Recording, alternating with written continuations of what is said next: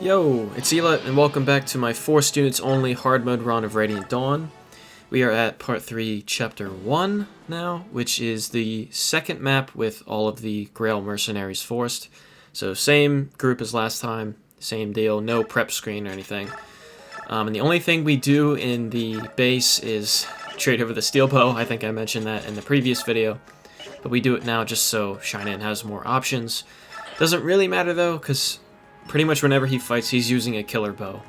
But, you know, it's something, I guess. So this is a route map, and we have to kill everything in 12 turns, which is not too bad. The first thing I always do is I halt the partner units because they're really bad. It's Leith and Liar. They're both just bad. They get in the way. I actually let them roam around, so I prefer not to. But also, there are some reinforcements later from that bottom left corner, and if things go wrong somehow, it's nice to just have them stand there, because there's like a sniper that shows up, and if we can't kill everybody, we can at least block him off so he can't attack anything. But yeah, they're pretty bad. That's a really good level up on Ike, too. Rolf getting in some chip. Nice job, dude. And the reason we place Ike where we did is because there's a sniper on the other side of that wall there that has a longbow. So he will attack from 3 range, which can be pretty annoying if you don't deal with it pretty early. And where Ike is standing now, he'll attack like just on the other side of the wall, and then we can fish for a crit next turn, which alleviates that sort of annoyance pretty early.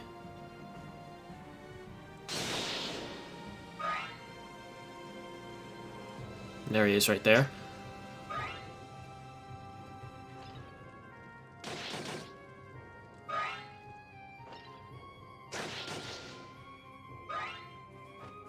And then Titania and Gatri have no problem down in the south there. I got the first house, which is a blue gem. That's some nice money. And then the house above that is a Seraph robe, which is also good. I don't even think we use it for most of the playthrough, but it's nice to get. The only way you won't get that is if you visit that house with one of the 3 brothers, being Oscar, Rolf, or Boyd. Instead, you'll get a base conversation next chapter, which is kind of interesting for story reasons, I will say. But you don't get the Seraph robe if you do that, and we want the Seraph robe. So we visit with somebody else instead.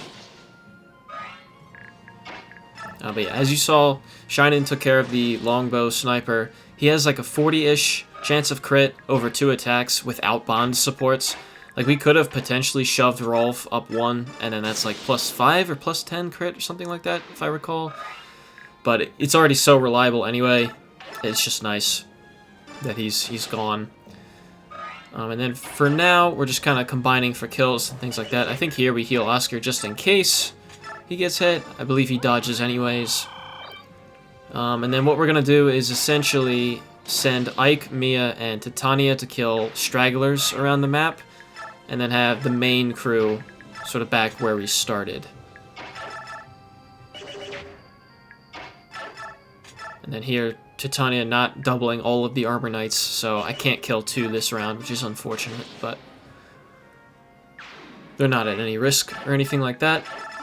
And then another thing to note is in the bottom right and the top right corners, there are 2 halberdiers that are hidden by Fog of War, and they won't move until you see them, and actually one of them won't move at all, it seems.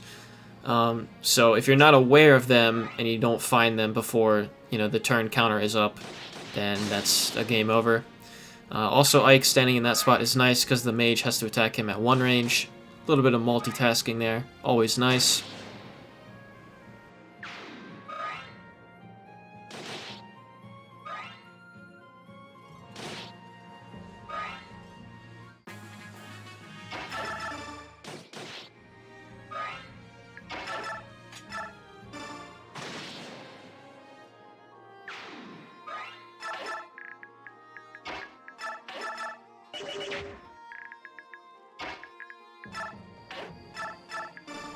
Yeah, heal Ike. And he ones rounds this guy pretty easily. And I think we visit the house with Mia, yep. Yeah, so there's a Seraph Robe. If I recall correctly, we don't use that until, like, the very last chapter of the game or something. I think I give it to, like, spoilers, Raphael. It's not really that necessary. Because, like I said, after this chapter, a lot of them are just going to be Ike chapters, like, alone. And his HP cap for Tier 2 right now is 50, which he has no problem getting to at all. And then after that, it's 65 for Tier 3, and he has no trouble getting there either. There's really no one else that needs it so much, but we just sort of have it back pocket.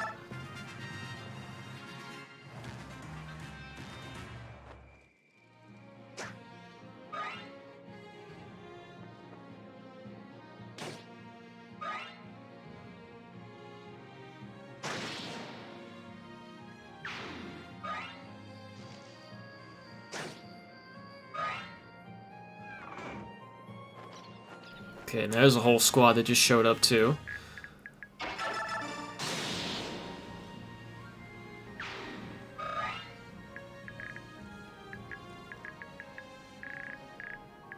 Alright, and then I believe now I start to send Titania over to the right, and then I bring our, let's say, less dangerous units back to the starting area, just to prepare for the few waves of reinforcements that are there. See, there's the first guy hidden. And now that we've unveiled him, he will move and attack Titania next turn, but we had to do that or else he wasn't going to move. And then I just let Ike kill this guy, because he has a low chance of crit on Mia. That could be potentially dangerous. Let me shove Mist out of the way.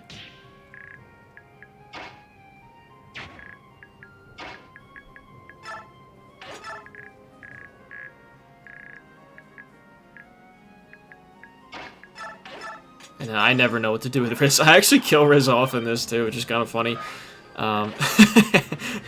You can choose to believe me if you want to, but it was actually low-key on purpose.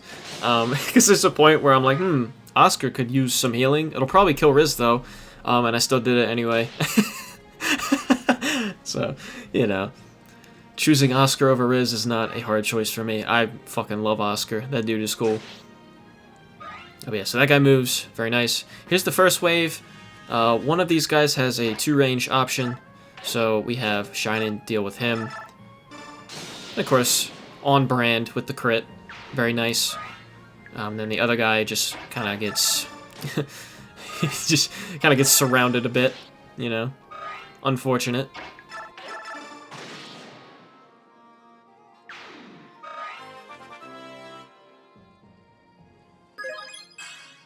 A good level up on Boyd too, but doesn't matter.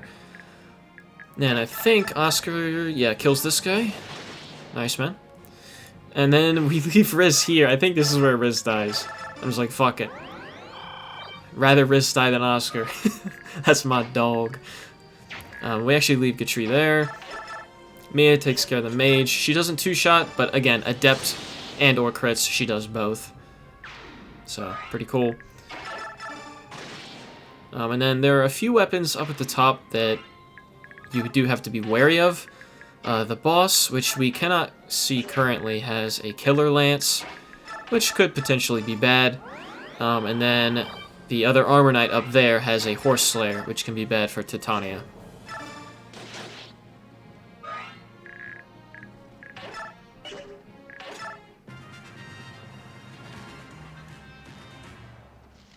Yeah, goodbye, Rhys. Do not care. Sorry, bruv. No disrespect, but we don't care.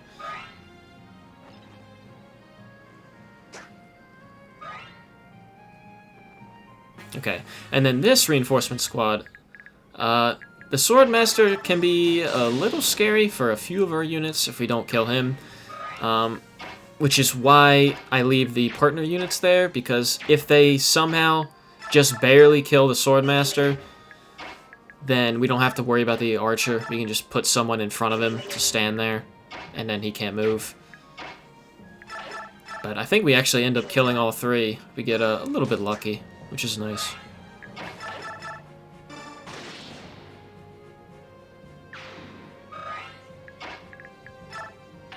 But these partner units, Leith and Lyre cannot take care of those on their own, like at all. I've tried before, it's really painful to watch.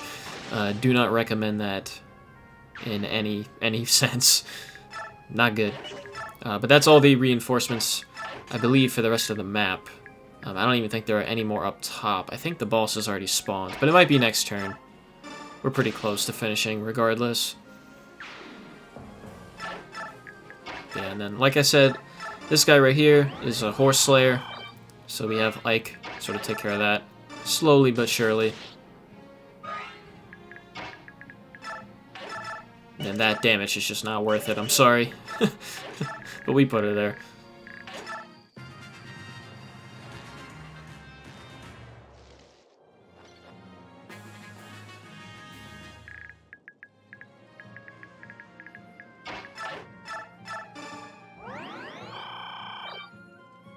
And I believe what we do is we move Titania just for the vision, yes. And then we get on this guy again. And then now Mia can finish the kill here. And then, as I said before, there's the last hidden guy right there in the top. He actually won't move, even if you've uncovered him in the fog.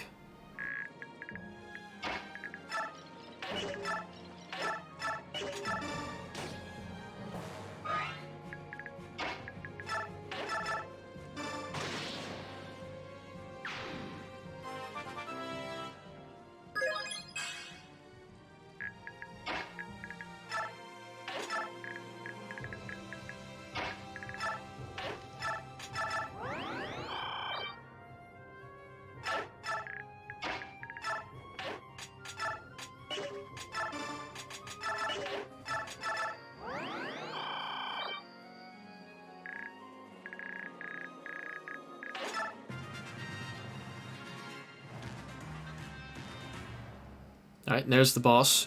Like I said, he has a killer lance, so be wary of that. He's not much of a threat to Ike, but he can be more of a threat to the others. But we 2-range him, and then I believe we need the other two, Ike and Mia, to combine. Yeah, because Ike doesn't double.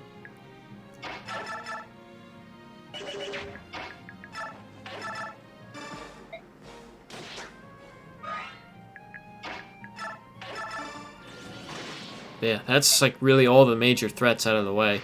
Just those two halberdiers there. There's an Armor Knight by Oscar and Shinen. We'll be done pretty quick here. Double crit. What a guy.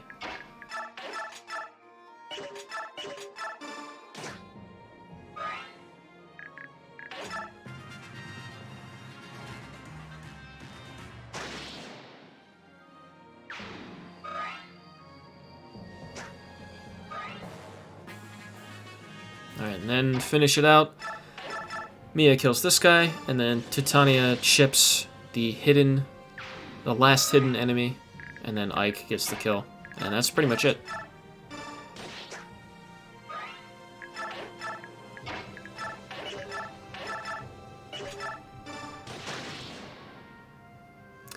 Alright, so that is part 3, chapter 1. After this, the run definitely gets more interesting again, because it's a lot of just Ike chapters, you know, in the spirit of 4 students only. So yeah, thanks for watching, and I'll see you in the next one.